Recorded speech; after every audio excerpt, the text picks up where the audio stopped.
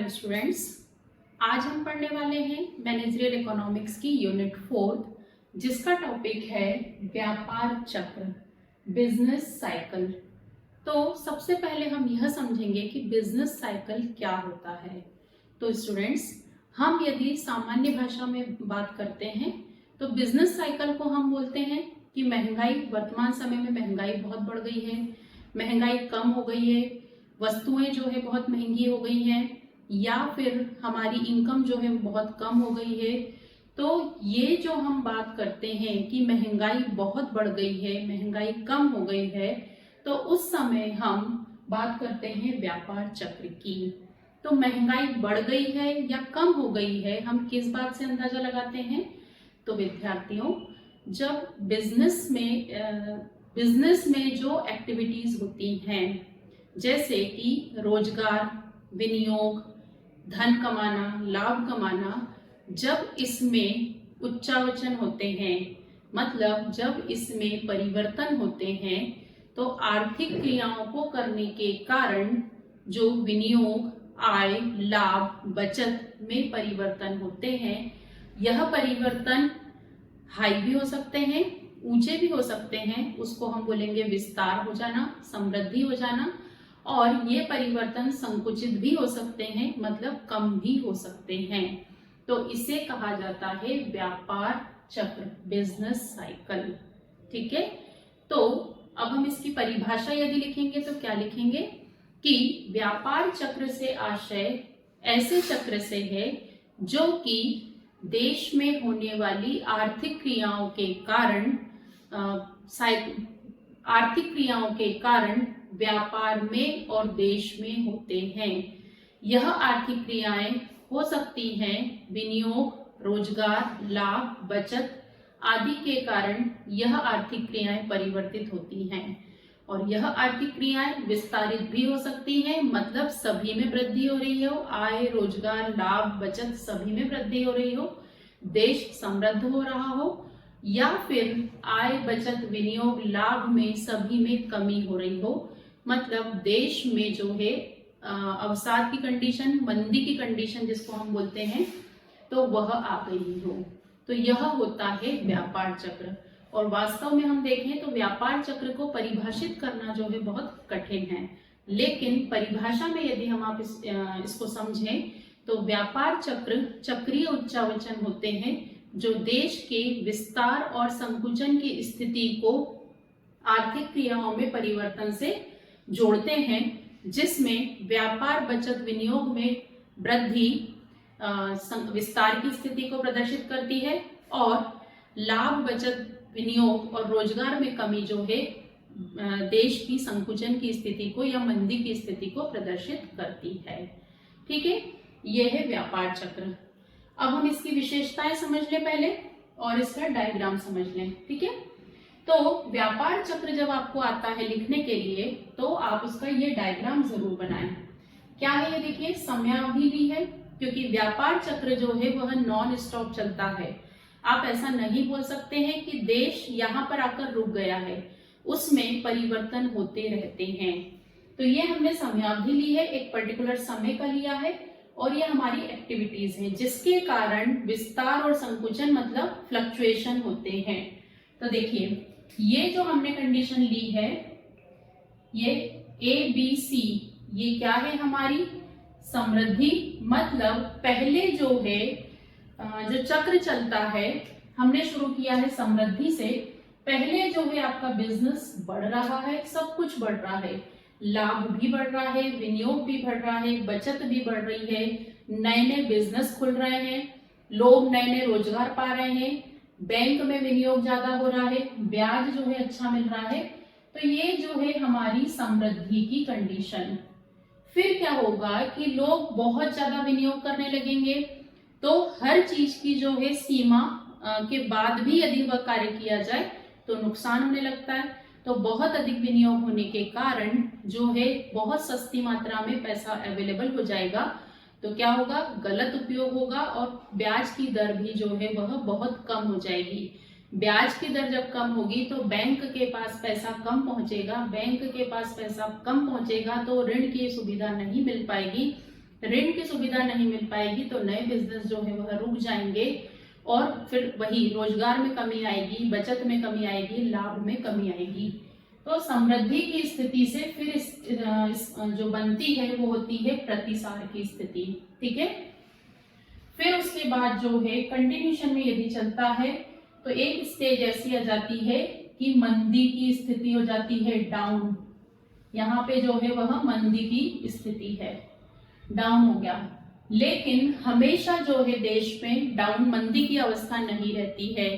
फिर से क्या होता है, मंदी की अवस्था आई, अवसाद की कंडीशन आई, तो फिर से जो है सरकार उस समय में अपनी मुद्रास्फीति की नीति को जो है फिस्कल पॉलिसी आपने सुना है, इन सब नीतियों में परिवर्तन करके इन्वेस्टमेंट को जो है वह मोटिवेट करती है, धीरे धीरे स्थिति जो है अपने हिसाब से सुधारने की कोशिश करती है। उसके बाद क्या होता है, पुनरुद्धार होता है। तो ये जो है जब आपको बिजनेस साइकिल का लिखने को आता है तो यह जो है आप जरूर बनाकर आना। ठीक है, इन अवस्थाओं को अभी हम डिटेल में समझेंगे। तो व्यापार चक्र समझ में आया। आर्थिक क्रियाओं के कारण देश की आर्थिक स्थिति में जो परिवर्तन होता है, समृद्धि और अवसाद का, मंदी का, वह व्यापार चक्र कहलाता है। ठीक है, अब उसकी क्या क्या विशेषताएं हैं, कौन कौन सी कैरेक्टरिस्टिक्स हैं। तो पहला है, व्यापार चक्र एक उतार चढ़ाव वाली लहर होती है। देख रहे हो आप कभी भी किसी भी क्षेत्र का, किसी भी देश का यदि डायग्राम बनाएंगे उसकी आर्थिक स्थिति का, तो हमेशा ऐसा ही बनेगा। क्यों ऐसा बनेगा, क्योंकि यह जो व्यापार चक्र की स्थिति है वह स्वयं परिवर्तित है, कोई इसमें प्रयास नहीं करता है, एक के बाद दूसरी स्टेज आती ही है। जैसे व्यक्ति जो है पहले बच्चा होता है, फिर वह टीन एज में आता है, उसके बाद जो है वह अधेड़ अवस्था में आता है, फिर बूढ़ा होता है। तो इसमें जो है परिवर्तन अब नेचुरल तरीके से होता है। तो व्यापार चक्र हमेशा एक उतार चढ़ाव वाली लहर के समान होता है। ठीक है, फिर आर्थिक उच्चावचन क्रमिक, मतलब इसका क्रम निर्धारित है। यदि अभी समृद्धि की कंडीशन देश में चल रही है, मतलब सब कुछ बहुत अच्छा है, सब लाभ कमा रहे हैं, लोगों की आय अच्छी है, रोजगार की सुविधाएं हैं, तो उसके बाद सेकेंड स्टेप जो है वह प्रतिसार की ही आएगी, रिसेशन की आएगी, मंदी की आएगी। और उसके बाद तीसरी स्टेप जो है वह अवसाद की ही आएगी, किसकी, डिप्रेशन की। और उसके बाद फिर जो है पुनरुद्धार की ही आएगी। मतलब ये जो क्रम है वह निर्धारित है। किसी भी क्षेत्र में, किसी भी देश में इस क्रम में कोई परिवर्तन नहीं होता है। फिर समय अंतराल एक समान नहीं, समय का जो डिफरेंस है, जो टाइम पीरियड है, वह जरूरी नहीं है। मतलब हो सकता है कि समृद्धि की अवस्था जो है आपकी 4 महीने रही हो और प्रतिसार अवस्था, रिसेशन का टाइम जो है आपका 10 महीने रहा हो, और अवसाद की कंडीशन जो है मान लीजिए 2 महीने ही रही हो, और रिकवरी जो है हमको पूरा 1 साल लग गया हो। तो जो समय अंतराल है वह जरूरी नहीं है कि एक अवस्था का जो समय अंतराल है वह दूसरी अवस्था से मैच करे, अलग अलग भी हो सकता है। फिर स्वयं परिवर्तन की शक्ति, मतलब व्यापार चक्र में जो है यदि यहां तक की कंडीशन आ चुकी है, किसी देश में समृद्धि की कंडीशन आ चुकी है, तो धीरे धीरे अपने आप एक समय प्रतिसार की कंडीशन क्रिएट हो ही जाएगी। अपने आप स्थितियां ऐसी बन जाती है, स्वयं परिवर्तित हो जाती है कि प्रतिसार की कंडीशन आती ही है। प्रतिसार की कंडीशन यदि चल रही है, रिसेशन का टाइम चल रहा है, तो अगली स्टेप अवसाद की अपने आप क्रिएट होती है, स्वयं परिवर्तन प्रक्रिया है। फिर सभी क्षेत्रों में व्यापार चक्र का ये जो हम डायग्राम देख रहे हैं, ये केवल देश में नहीं, आप कृषि क्षेत्र में देख लीजिए, आप अपने घर में देख लीजिए, आप किसी भी क्षेत्र में, एजुकेशन सेक्टर में देख लीजिए, ट्रांसपोर्ट सेक्टर में देख लीजिए, सभी जगह जो है यह ट्रेड साइकिल जो है, बिजनेस साइकिल फॉलो होती है। ठीक है, तो सभी क्षेत्रों में लागू है और पूंजीवादी अर्थव्यवस्था का एक महत्वपूर्ण अंग है। व्यापार चक्र जो है, बिजनेस साइकिल, पूंजीवादी अर्थव्यवस्था, पूंजीवादी अर्थव्यवस्था समझते हैं आप। इस पूंजीवादी अर्थव्यवस्था एक ऐसी अर्थव्यवस्था है जिसमें पूंजी जो है बहुत कम लोगों के हाथों में सिमटी हुई होती है। तो यह जो है, और वह कुछ हाथों में सिमटी हुई होने के कारण वह इतनी शक्ति रखते हैं कि देश की बिजनेस की स्थिति को परिवर्तित कर सकें। तो यह जो है पूंजीवादी अर्थव्यवस्था का एक महत्वपूर्ण अंग है। तो क्लियर स्टूडेंट्स, हमने पढ़ा कि व्यापार चक्र क्या होता है और उसकी डायग्राम और उसकी विशेषताएं। अब मोस्ट इंपॉर्टेंट क्वेश्चन जो है बहुत अच्छे से समझना, क्योंकि इसके बाद जो हम देखने वाले हैं व्यापार चक्र की थ्योरीज, सिद्धांत, अलग अलग अर्थशास्त्रियों ने अपने हिसाब से व्यापार चक्र को डिफाइन किया है। तो उन सब में हमको बार बार इन्हीं चीजों को लिखना है। सभी ने व्यापार चक्र को कहा है कि किसी ने कहा कि विनियोग ज्यादा होता है तो ये वाली स्थितियां बनती है, किसी ने कहा कि मनोवैज्ञानिक कारण है, किसी ने कहा कि नव प्रवर्तन मतलब नवाचार बहुत ज्यादा होते हैं तब ये स्थितियां उत्पन्न होती है। तो हर व्यक्ति ने कारण अलग अलग बताए हैं, लेकिन सबने जो है स्थिति यही बताई है, यह 4 अवस्थाएं ही बताई हैं। तो इन 4 अवस्थाओं को हम समझने बहुत अच्छे से, तो हमारी आगे का जो कंसेप्ट है, अलग अलग सिद्धांत जो दिए हैं वो हमारे बहुत क्लियर रहेंगे। सबसे पहली हमने देखी समृद्धि अवस्था, प्रॉस्पेरिटी, बहुत अच्छी वाली स्थिति, सब कुछ अच्छा, ठीक है। सब कुछ अच्छा मतलब तो प्रॉस्पेरिटी की कंडीशन में जो है सब अच्छा रहेगा। इट मीन्स कीमतें जो है वह कम रहेंगी, आय के अनुसार रहेंगी, लाभ जो है वह हमारा सभी को उचित लाभ मिलेगा, उत्पादक जो है मतलब जो प्रोड्यूसर है किसी वस्तु को बना रहे हैं वह मोटिवेटेड रहेंगे, प्रोत्साहित रहेंगे और से ज्यादा उत्पादन वह करेंगे। विनियोग जो है हर क्षेत्र में बढ़ेगा, हर व्यक्ति जो है नए नए बिजनेस खोलने के बारे में सोचेगा, सभी को अट्रैक्शन रहेगा कि इस बिजनेस में, सभी बिजनेस चूंकि वेल सेटल्ड रहेंगे समृद्धि की अवस्था में, सभी बिजनेस में लाभ हो रहा होगा, सभी बिजनेस रोजगार प्रोवाइड कर रहे होंगे, सभी बिजनेस में बचत बहुत अच्छी हो रही होगी। तो सभी जो है लोग क्या करेंगे, नए से नए इन्वेस्टमेंट करेंगे, नए से नए बिजनेस खुलेंगे, रोजगार, आय और बचत में भी जो है वृद्धि होगी। हम समृद्धि की कंडीशन देख रहे हैं, ये अवसाद काल लिखा है, ठीक है। फिर बैंक के पास पैसे सफिशिएंट रहेंगे क्योंकि बचत भी ज्यादा हो रही है तो लोग बैंक में पैसा भी ज्यादा जमा करेंगे, ठीक है। और ब्याज की जो दर है वह भी ऊंची रहेगी। तो लोन लेना है या आपको बैंक में जमा करना है, दोनों ही स्थिति में ब्याज की दर जो है वो क्या रहेगी, ऊंची रहेगी। मतलब ये हमने अवसाद काल लिखा है। यदि समृद्धि काल आपको एक्सप्लेन करना है तो आप क्या लिखेंगे, समृद्धि, प्रॉस्पेरिटी, सब कुछ अच्छा, गुड कंडीशन, ठीक है। तो समृद्धि काल में इन्हीं सब चीजों को आप क्या करेंगे, पॉजिटिव लिखेंगे। कीमतें जो है वो बहुत अच्छी, आय के अनुसार कीमतें, बढ़ी हुई कीमतें जो है वो निगेटिव बात है, तो आप उसको कैसा लिखेंगे, कीमतें जो है वह आय के अनुसार समायोजित होती हैं, लाभ बढ़ते हैं, उत्पादक जो है वो बहुत प्रोत्साहित होते हैं। तो इन सभी पॉइंट्स को हम समृद्धि काल में क्या करेंगे, अपोजिट लिखेंगे, ठीक है। अब क्या होगा कि समृद्धि काल में सब कुछ अच्छा हुआ, नए उत्पादक को बहुत लाभ हो रहा है। दूसरी कंडीशन कैसे क्रिएट होती है, प्रतिसार की अवस्था कैसे होगी। क्या होगा कि जब मान लीजिए कपड़ा उद्योग है, बहुत अच्छा लाभ हो रहा है क्योंकि समृद्धि की स्थिति है, तो नए नए लोग कपड़ा उद्योग में आएंगे, नए नए लोग बिजनेस खोलेंगे कि यार बहुत अच्छा बिजनेस हो रहा है, हम भी कपड़ा खोल लेते हैं। तो ऐसे क्या होगा कि बहुत सारे लोग जो है वह बिजनेस में उतर जाएंगे। तो क्या हो गया, बैलेंस बिगड़ा, पूर्ति बहुत ज्यादा हो जाएगी, मांग कम हो जाएगी। पूर्ति ज्यादा होने से अर्थव्यवस्था में क्या होगा कि वस्तु की कीमतें क्या होंगी, क्योंकि पूर्ति ज्यादा है, मांग कम है, तो लोग सस्ते में माल को बेचेंगे।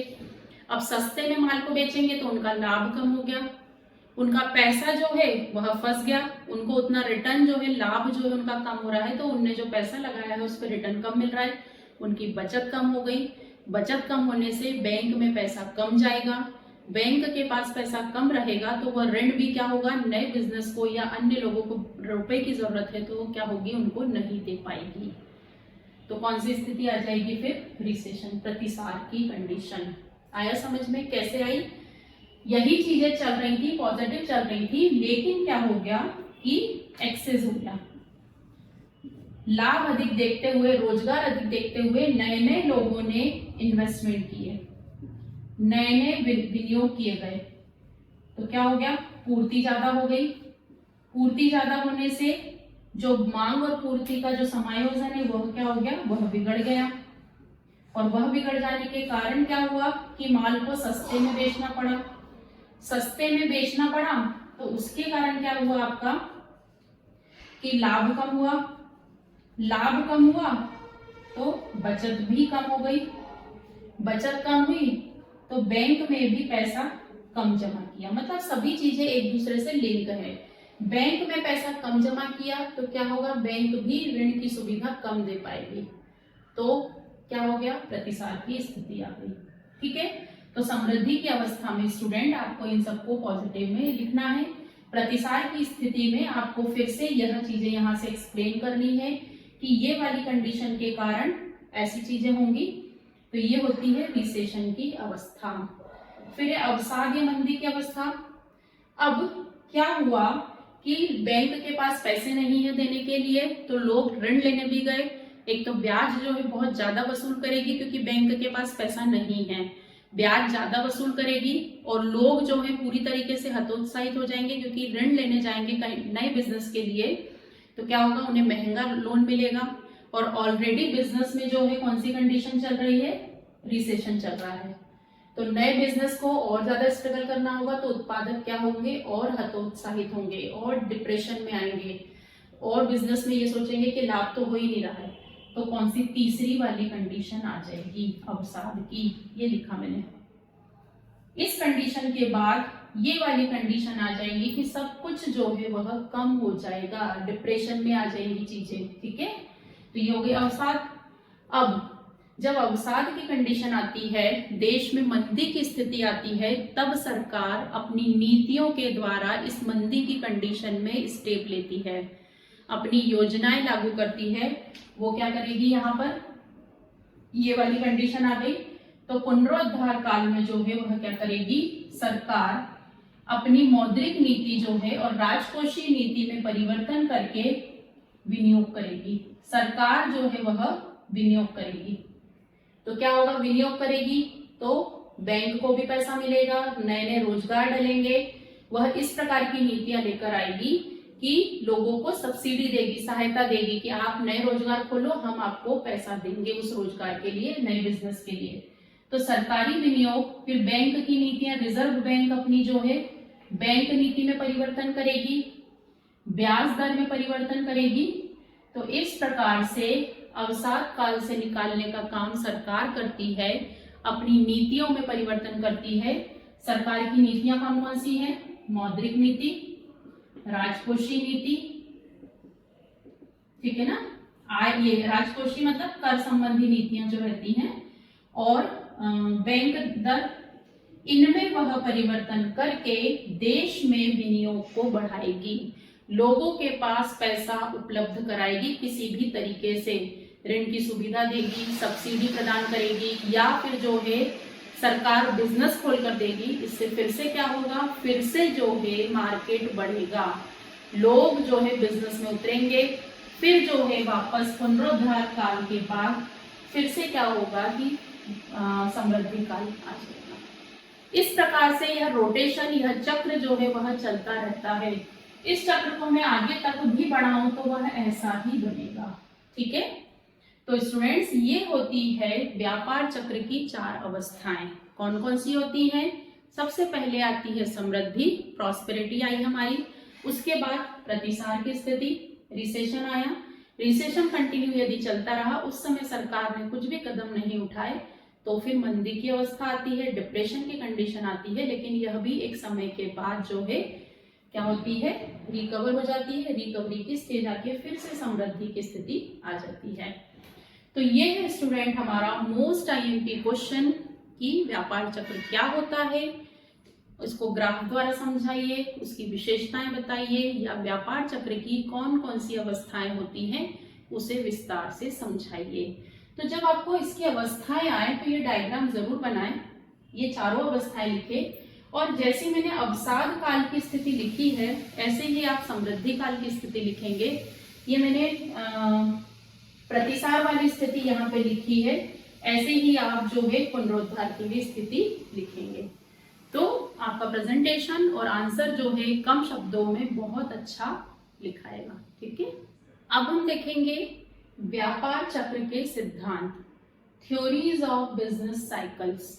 तो स्टूडेंट हमने यह समझ लिया है कि व्यापार चक्र क्या होता है, उसकी अवस्थाएं क्या होती हैं, अब जब हमने सामान्य शब्दों में व्यापार चक्र को समझा तो हमने क्या समझा कि व्यापार चक्र जो आर्थिक घटनाएं होती हैं जिनमें परिवर्तन होता है, आय रोजगार लाभ में वृद्धि या कमी होती है, तो देश में जो है समृद्धि, मुद्रास्फीति या मुद्रा संकुचन की, मंदी की स्थिति आती है। अब ये सिद्धांत जो है इसमें अलग अलग अर्थशास्त्रियों ने अपने हिसाब से व्यापार चक्र क्यों उत्पन्न होता है उसके कारण बताए हैं, लेकिन उसकी स्थितियां जो हैं, व्यापार चक्र का जो डायग्राम हमने पढ़ा है वह अवस्थाएं सेम रहेंगी, उसमें कोई परिवर्तन नहीं है। मतलब पहली यदि समृद्धि की अवस्था है तो समृद्धि ही हमें एक्सप्लेन करनी है, दूसरी हमें प्रतिसार की अवस्था एक्सप्लेन करनी है, तीसरी हमें अवसाद की अवस्था एक्सप्लेन करनी है, और चौथी जो है वह है पुनरुद्धार की।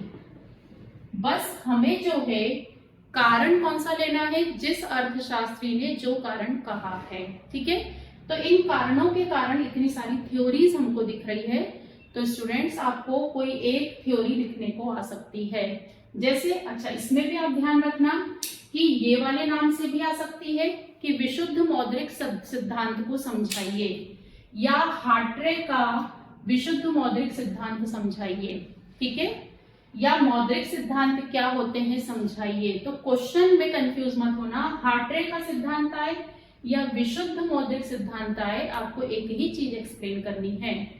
तो हार्ट्रे अर्थशास्त्री जो थे इनका यह कहना था कि ये जो व्यापार चक्र में ये अवस्थाएं जो आती हैं, ये जो चार अवस्थाएं जो आती हैं, वह बैंक साख मतलब बैंक के द्वारा जो ऋण की सुविधा प्रदान की जाती है और जो ब्याज की दर होती है उसके कारण देश में व्यापार चक्र की अवस्थाएं जन्म लेती हैं। इट मीन्स उनका ये कहना था कि समृद्धि की अवस्था कैसे आती है, तो बैंक जो है कम ब्याज दर पर ऋण देना शुरू करती है। तो कम ब्याज दर पर ऋण देगी तो ज्यादा से ज्यादा लोग जो हैं पैसा ले पाएंगे, ज्यादा से ज्यादा लोग पैसा ले पाएंगे तो नए नए बिजनेस खुलेंगे, लोग नई नई जगहों पर इन्वेस्टमेंट करेंगे, नए नए बिजनेस खुलेंगे तो लोगों को रोजगार मिलेगा, माल की पूर्ति बढ़ेगी, उत्पादन बढ़ेगा। उत्पादन बढ़ने से क्या होगा, रोजगार के अवसर बढ़ेंगे, आय बढ़ेगी, लोगों की बचत बढ़ेगी, और बचत बढ़ने से जो है देश में समृद्धि की स्थिति आ जाएगी। तो हमने यहाँ कहाँ से शुरू किया, बैंक साख को बेस बनाना है। अब आप एक्सप्लेन करेंगे इसमें प्रतिसार की स्थिति। तो बैंक साख जो है बांटती चलेगी तो एक समय के बाद ऐसा हो जाएगा कि लोगों के पास पैसा बहुत हो जाएगा, तो फिर क्या होगा कि लोग बहुत ज्यादा बिजनेस खोलेंगे, तो पूर्ति बहुत ज्यादा हो गई, डिमांड कम होने लगेगी, लागतें बढ़ने लगेंगी। तो लागतें बढ़ने के कारण क्या होगा कि पूर्ति ज्यादा हो गई है, मांग कम हो गई है, तो माल सस्ते में बिकेगा, कम कीमत पे आपका माल बिकने लगेगा, तो फिर से रोटेशन शुरू हो गया। माल कम कीमत पे बिकेगा तो लाभ कम हो गया, कम कीमत पे होगा तो आपको नौकरी से निकालना रहेगा, रिसेशन की कंडीशन आ जाएगी, नौकरी से निकालना रहेगा, लोगों की आय कम हो गई, इधर आपका लाभ कम हो गया, लाभ कम हो गया तो क्या स्थिति बनेगी, उत्पादक हतोत्साहित हो गए। तो ये प्रतिसार। तो आपको जब इसको एक्सप्लेन करना है तो ये चारों अवस्थाएं एज इट इज जो है जिसमें जो बढ़ता है, जैसे समृद्धि को जब भी एक्सप्लेन करें तो हर चीज को बढ़ाना है, प्रतिसार की कंडीशन को हमको समृद्धि से जोड़कर लाना है, ठीक है, और अवसाद की कंडीशन में प्रतिसार की कंडीशन को जोड़ते हुए चलना है। तो लेकिन जब आप हार्ट्रे का सिद्धांत एक्सप्लेन करेंगे, ये चारों अवस्थाएं अलग अलग एक्सप्लेन करेंगे, जो अभी मैंने आपको बताया था एरो लगाकर, वैसा आप चारों अवस्थाएं एक्सप्लेन करेंगे, लेकिन कारण कहां से शुरू करेंगे, बैंक की साख और ब्याज की दर से। क्लियर, समझ में आया आपको? अब सेकेंड जो मौद्रिक सिद्धांत है, अति विनियोग सिद्धांत। हायक ने क्या कहा, हायक का यह कहना था कि व्यापार चक्र जो देश में होते हैं या चार अवस्थाएं जो आती हैं, उसका एक कारण है कि कम ब्याज दर पर बैंक के द्वारा ऋण देना, बैंक के द्वारा साख की सुविधा प्रदान करना। उन्होंने कहा था ब्याज की एक प्राकृतिक दर होती है, जैसे बैंक ने ब्याज दिया 5% पर ब्याज लिया आपसे, और ब्याज की बाजार दर भी होती है। लेकिन मार्केट में यदि हम किसी साहूकार से, किसी दूसरे व्यक्ति से ऋण लें तो वो हमें 3% दे रहा है। ठीक है, तो हायक का ये कहना था कि जब ब्याज की जो प्राकृतिक दर है और ब्याज की जो बाजार दर है, यदि प्राकृतिक दर कम होती है, ठीक है, प्राकृतिक दर कम होती है तो समृद्धि की स्थिति शुरू हो जाती है, क्योंकि बाजार दर जो है वह ज्यादा है, प्राकृतिक दर जो है वह कम है। मतलब बैंक जिस ब्याज पर दे रही है वो कम है, तो लोग ज्यादा से ज्यादा ऋण लेंगे, ज्यादा से ज्यादा बिजनेस खुलेगा, तो धीरे धीरे समृद्धि की स्थिति आएगी। और यदि प्राकृतिक दर ज्यादा हो जाती है, ब्याज की प्राकृतिक दर अधिक हो जाती है, तो कौन सी कंडीशन आ जाती है? अवसाद की। ठीक है, तो यहाँ जब आप इन चारों अवस्थाओं को एक्सप्लेन करेंगे तो आपको कारण कहाँ से शुरू करना है? बैंक के द्वारा जो ऋण दिया जाता है, जो साख दी जाती है, वो कम ब्याज दर पर देने के कारण व्यापार चक्र उत्पन्न होते हैं। और हायक के अनुसार ब्याज की दो दर प्रचलित होती है, ब्याज की प्राकृतिक दर और ब्याज की बाजार दर। समृद्धि की स्थिति में ब्याज की प्राकृतिक दर जो है वह कम होती है और ब्याज की बाजार दर अधिक होती है। तो जब ब्याज की प्राकृतिक दर कम होती है तो लोग जो है ज्यादा से ज्यादा ऋण बैंक से लेते हैं और ज्यादा से ज्यादा नए बिजनेस में इन्वेस्टमेंट करते हैं। नए बिजनेस में इन्वेस्टमेंट करेंगे तो वापस से वही चीजें आपको लिखनी है, क्योंकि स्टूडेंट आपको कोई एक सिद्धांत एक्सप्लेन करने को आ सकता है, सब सिद्धांत नहीं आएंगे। तो कोई सा भी सिद्धांत आपको आए, आपको चार अवस्थाएं, ये डायग्राम एक्सप्लेन जरूर करना है। ठीक है, चलिए ये हो गए हमारे मौद्रिक सिद्धांत। अब हम आते हैं गैर मौद्रिक सिद्धांत, नॉन मॉनेटरी प्रिंसिपल्स, थ्योरीज। इसमें जो है इतने सारे नाम हैं। पहला हमारा है मनोवैज्ञानिक सिद्धांत, ये मील और पीगू ने दिया था। ये दो राइटर अर्थशास्त्री थे, तो ध्यान देना। आपको आए कि मिल या पीगू के द्वारा दिए गए सिद्धांत को समझाइए, या फिर आए कि मनोवैज्ञानिक सिद्धांत को समझाइए, तो स्टूडेंट्स आपको यही समझाना है। पीगू और मिल का कहना था कि देश में व्यापार चक्र की स्थिति मनोवैज्ञानिक कारण से उत्पन्न होती है। यदि उद्यमी एंटरप्रेन्योर जो है वह मोटिवेटेड है, उत्साह है, उसमें आशा है, मतलब उसे उम्मीद है कि बिजनेस बढ़ेगा, तो देश में जो है समृद्धि की स्थिति आती है।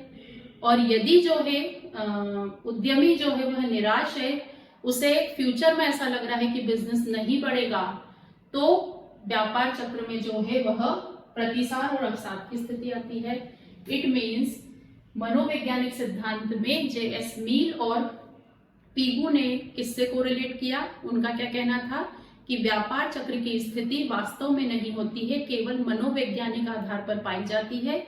और मनोवैज्ञानिक आधार पर उनका कहना था कि यह स्थिति उद्यमी के ऊपर निर्भर करती है। यदि उद्यमी बहुत मोटिवेटेड है, आशापूर्ण है, भविष्य में उसको उम्मीद है कि उसका जो है प्रोग्रेस होगी, उन्नति होगी, तो देश में समृद्धि की स्थिति आएगी। और जब उद्यमी को निराशा है कि कुछ भी लाभ नहीं होने वाला है, कोई बचत नहीं होने वाली है, बिजनेस तो जो है डूबने वाला है, यदि इस तरह की मेंटेलिटी जो है उद्यमी में है, तो देश में प्रतिसार और अवसाद की स्थिति उत्पन्न होती है।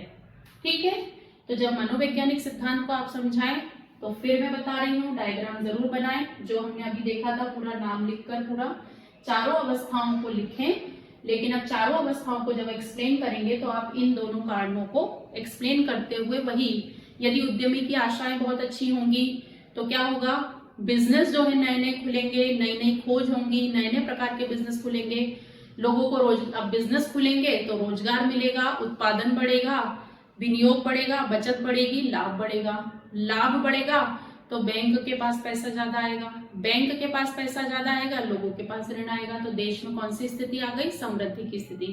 तो शुरू कहाँ से करना है? इससे ले जाना आपको वहीं तक है, जो स्थिति आप एक्सप्लेन कर रहे हैं ले जाना वहीं तक है। ठीक है, अब हम बात करेंगे नव प्रवर्तन किसने कहा था? सुम्पीटर ने, अर्थशास्त्री है सुम्पीटर। उनका कहना था कि व्यापार चक्र की स्थिति जो है केवल उत्पन्न होती है जब देश में नए नए इनोवेशन हो।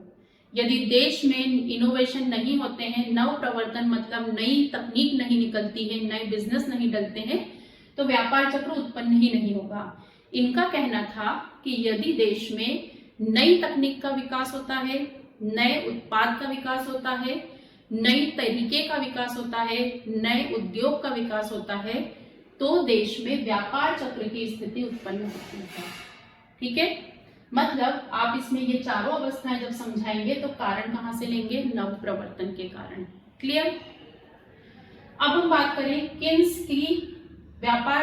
का व्यापार चक्र का सिद्धांत। आईएमपी क्वेश्चन है यह, किन्स का व्यापार चक्र का सिद्धांत। ठीक है, आईएमपी क्वेश्चन है ये। क्या है इनका? किन्स ने कोई अलग से कोई सिद्धांत नहीं दिया था, उन्होंने जनरल इसकी एक थ्योरी दी है, बहुत सिंपल सी थ्योरी दी है, जो जनरली हम आय, उपभोग और रोजगार की बात जो सामान्य हमने व्यापार चक्र का आशय समझा, वही किन्स की थ्योरी है। ये डायग्राम जरूर बनाएं आप किन्स का है, और ये चार अवस्थाएं जरूर लिखें। ठीक है, तो किन्स का कहना था कि रोजगार, उत्पादन और आय जो है वह एक दूसरे से संबंधित हैं। मतलब रोजगार है, उत्पादन होगा तो रोजगार मिलेगा लोगों को, यदि उत्पादन नहीं होगा तो लोगों के पास जॉब नहीं होगी, और उत्पादन होगा तो आय होगी। ठीक है, मतलब उन्होंने कहा कि रोजगार होता है, रोजगार किसके कारण होता है? उत्पादन के कारण। उत्पादन के कारण क्या होती है? आय होती है, और आय यदि व्यक्ति के पास है तो क्या होता है? मांग होती है। ठीक है, मांग होगी वस्तु की, क्योंकि लोगों के पास इनकम आ गई है, इनकम ही नहीं होगी तो आय, मांग नहीं होगी। फिर मांग जो है वह दो शब्दों के आधार पर बनती है, मांग और पूर्ति।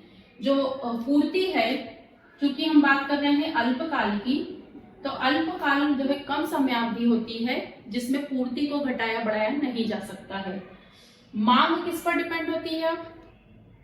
मांग डिपेंड होती है व्यक्ति जो है कितना उपभोग करता है, कितना उसका कंजम्पशन करता है, और विनियोग पर। ठीक है ना, तभी मांग जनरेट होगी। उसे कितना जो है खर्च करना है और कितना उसे बचाना है। विनियोग मतलब उसे कहीं लगाना है पैसा। उपभोग किस पर निर्भर करता है? आय और इच्छा पर। व्यक्ति कितना पैसा जो है उसको इनकम हो रही है, उसी आधार पर डिसीजन लेता है वह कि उसे कितना खर्च करना है, और उसकी इच्छा होनी चाहिए। अब हम उल्टा चलते हैं और अच्छे से समझ में आएगा कि व्यक्ति की आय हुई और उसकी खर्च करने की इच्छा होगी तो उपभोग होगा, कंजम्पशन होगा किसी वस्तु का। जैसे उदाहरण के लिए मेरे कपड़े खरीदने की इच्छा है लेकिन मेरी इनकम नहीं है, तो क्या मैं उपभोग कर पाऊंगी? नहीं कर पाऊंगी। तो इसीलिए आय और इच्छा होना जरूरी है, उससे जो है कंजम्पशन होगा, मतलब मैं सोचूंगी कि मुझे उपयोग करना है, खरीदना है, और उससे मेरी डिमांड बढ़ेगी। ठीक है, डिमांड बढ़ेगी तो क्या होगा? ये वाला कंसेप्ट आएगा। ठीक है, विनियोग, विनियोग किस पर आधारित होता है? हम विनियोग का डिसीजन किस आधार पर लेते हैं कि मुझे जो है शेयर मार्केट में पैसा लगाना है, मुझे जो है बैंक में जमा करना है, मुझे जो है ज्वेलरी खरीदनी है। हम ये डिसीजन अलग अलग क्यों लेते हैं? किस आधार पर? एक तो ब्याज की दर, हमें कितना पैसा रिटर्न मिल रहा है, और पूंजी की सीमांत उत्पादकता, मतलब मैं जो पूंजी लगा रही हूँ उसकी सही उपयोगिता कितनी है। तो उस आधार पर मैं डिसीजन लूंगी कि मुझे कितना विनियोग करना है और कितना खर्च करना है। उदाहरण के लिए कोरोना काल में हम देखें तो विनियोग कम हुआ क्योंकि लोगों को उपभोग करना पड़ा, पैसा जो इनकम उनकी बंद हो गई थी, तो पूरा जो रोटेशन है वो चेंज हुआ लोगों की सोच या समय परिस्थिति के अनुसार। तो किन्स ने जो है व्यापार चक्र का कोई अलग सिद्धांत नहीं दिया है। उनका यह कहना था कि रोजगार रहता है तो उत्पादन होता है, उत्पादन से आय बनती है, आय से वस्तु की मांग बढ़ती है। अब वस्तु की मांग जो है वह दो प्रकार की उपभोग या विनियोग करने के लिए होती है। उपभोग की मांग तभी होगी जब व्यक्ति के पास पैसा होगा, आय होगी या उसकी इच्छा होगी, और विनियोग व्यक्ति तभी सोचता है जब ब्याज की दर बहुत अच्छी मिल रही हो या पूंजी की सीमांत उत्पादकता जो है बहुत अच्छी हो। यदि पूंजी की सीमांत उत्पादकता कम होगी तो वो पैसा नहीं लगाएगा। अब ये तो किन्स का कहना था। इससे ये स्थितियां कैसे आती हैं? तो जो मैंने आपको स्टार्टिंग में व्यापार चक्र क्या होता है उसकी जो स्थितियां अवस्थाएं समझाई वही डायग्राम आपको यहाँ पे एक्सप्लेन करना है। ठीक है, अब हम बात करेंगे गुणक त्वरक थ्योरी। सैमुअलसन ने कहा था गुणक और त्वरक दो शब्दों को जो है लिया और उसके आधार पर उन्होंने व्यापार चक्र को बताया। तो गुणक का अर्थ जो है कुछ नया नहीं है, आय स्तर विनियोग पर निर्भर करता है, मल्टीप्लायर। उनका कहना था कि जो आय का स्तर है, किसी व्यक्ति की आय जो है वह कितनी होगी वह विनियोग पर निर्भर करती है। नेचुरली यदि जो है मेरे पास 2 लाख रुपए है, 2 लाख रुपए मैंने पूरे जो है वह शॉपिंग में खर्च कर दिए, और एक दूसरा व्यक्ति है उसने 2 लाख रुपए में से 1 लाख रुपए जो है वह खर्च करे और 1 लाख रुपए बैंक में जमा करे, तो आय किसकी ज्यादा हुई? जिसने बैंक में जमा किए। तो आय स्तर जो है वह विनियोग पर निर्भर करता है। मैं यदि अपना पैसा पूरा खर्च कर देती हूँ शॉपिंग में, खाने में, घूमने में, तो मेरा आय स्तर क्या होगा? कम होगा। यदि जो है मैं मेरा पैसा थोड़ा खर्च करती हूँ, बहुत सारा बचाती हूँ या ऐसी जगह पे इन्वेस्ट करती हूँ, विनियोग करती हूँ, तो मेरी इनकम क्या हो गई? बढ़ गई। ठीक है, तो यह गुणक प्रभाव है।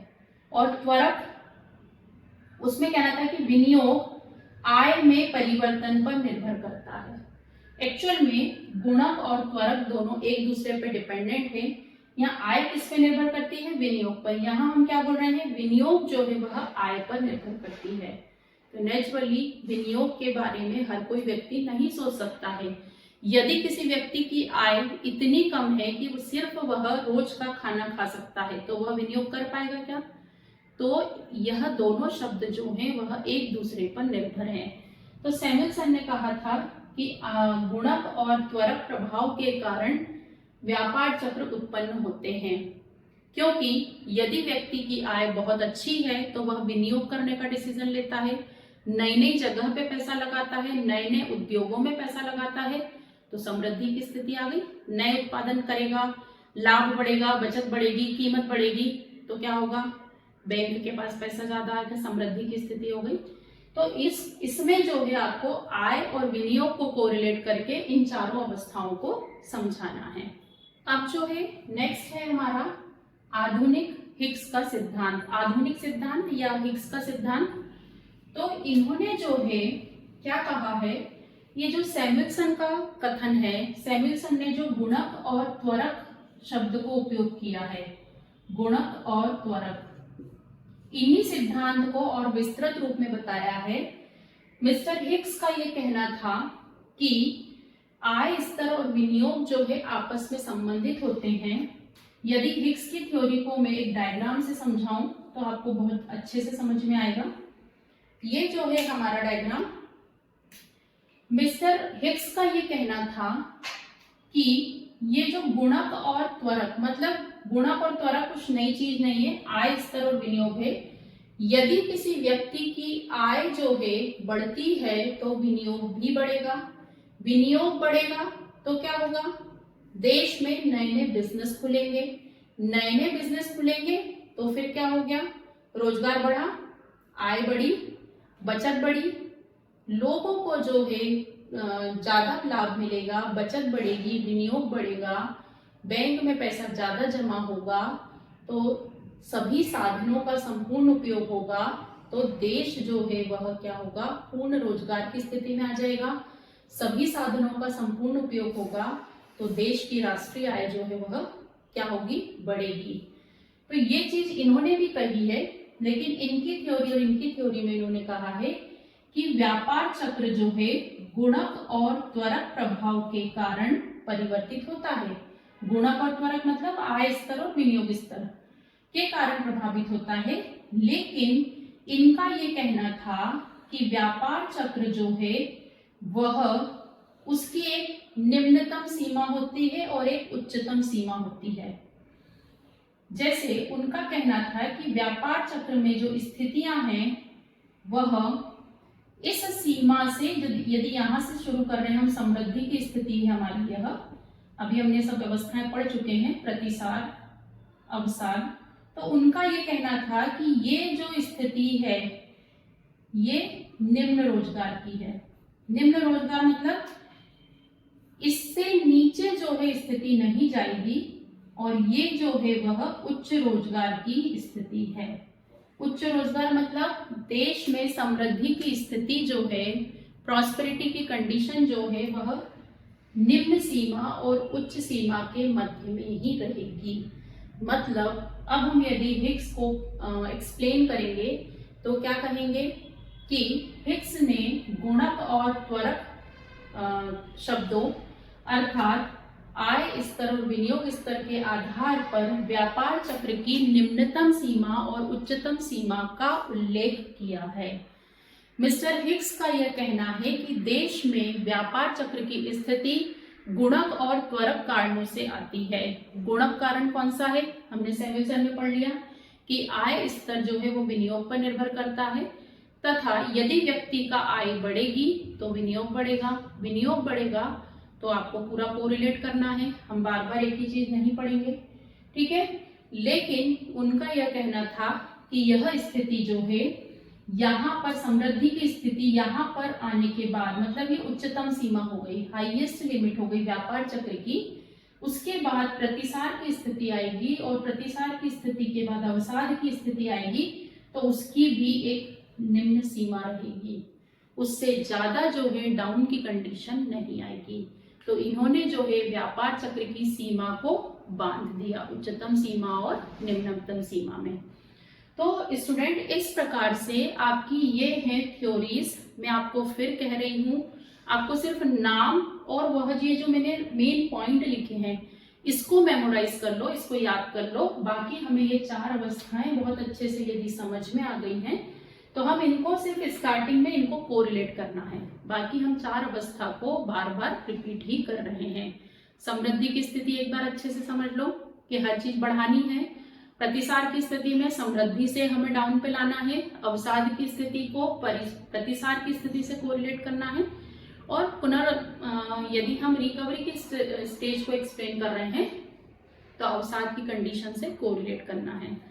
तो नाम बहुत अच्छे से ध्यान रखना। मैंने आपको बताया दोनों तरीके से क्वेश्चन आ सकते हैं। हार्ट्रे का सिद्धांत बताओ या विशुद्ध मौद्रिक सिद्धांत एक्सप्लेन करो। नव प्रवर्तन का सिद्धांत जो है किसने दिया उसे एक्सप्लेन करो। ये ऑब्जेक्टिव में भी आपको क्वेश्चंस आ सकते हैं, ठीक है।